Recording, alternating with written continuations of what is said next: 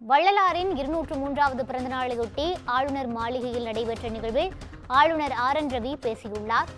பிரிவினையை ஏற்படுத்தும் பிரித்தாளும் முயற்சியில் படித்தவர்கள் அதிகம் உள்ள தமிழகத்தில் ஜாதி ரீதியான ஏற்றத்தாழ்வுகள் உள்ளதாக அவர் குற்றம் சாட்டியுள்ளார்.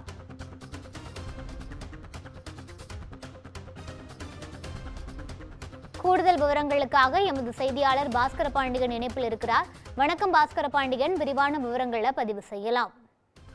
ரூபி, சுவாமி திருவருட்பிரகாச வள்ளலாரினுடைய 202வது அவதார தினமானது இன்று அனுசரிக்கப்பட்டு வருகிறது.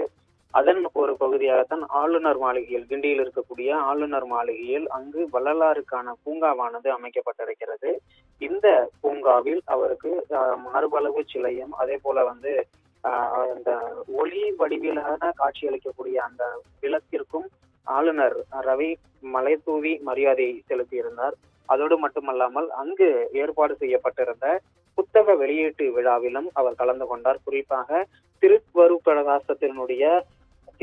அருட்பிரகாசத்தினுடைய நூல் வெளியீட்டு விழாவும் நடைபெற்றது. அந்த நூல் வெளியீட்டு விழாவில் தான் ஆளுநர் கலந்து கொண்டு பேசுகையில் தற்போது பல்வேறு விஷயங்களை அவர் பேசியிருந்தார். குறிப்பாக பிரிவினையை ஏற்படுத்தும் பிரித்தானும் முயற்சியில் அரசியல் கட்சிகள் ஈடுபட்டு வருவதாகவும், ஆண்டுகள் பல ஆகியும் அங்கு இருக்கக்கூடிய சாதிய ஏற்றத்தாழ்வுகளானது நிகழ்ந்து வருவதாகவும் அவர் குறிப்பிட்டிருக்கிறார். அதோடு மட்டுமல்லாமல் அன்பை போதித்த வள்ளலாரினுடைய அவருக்கான உரிய மரியாதையும் கூட இன்னும் கிடைக்கவில்லை எனவும், பிரிவினைவாதம் உள்ளிட்டவற்றையும் இன்றைக்கு இருக்கக்கூடிய அரசியல் கட்சிகள் பேசி வருவதாகவும் அவர் தெரிவித்திருக்கிறார். மேலும் மாநிலம் முழுவதும் அவர் பயணிக்கும் பொழுது அங்கு இருக்கக்கூடிய பல்வேறு இடங்களிலும் தமிழ்நாடு போராடும், தமிழ்நாடு வெல்லும் என்று சுவர்களில் எழுதியிருப்பதாகவும், தமிழ்நாடு யாருடன் போராடும் எனவும் அவர் கேள்வி எழுப்பியிருக்கிறார்.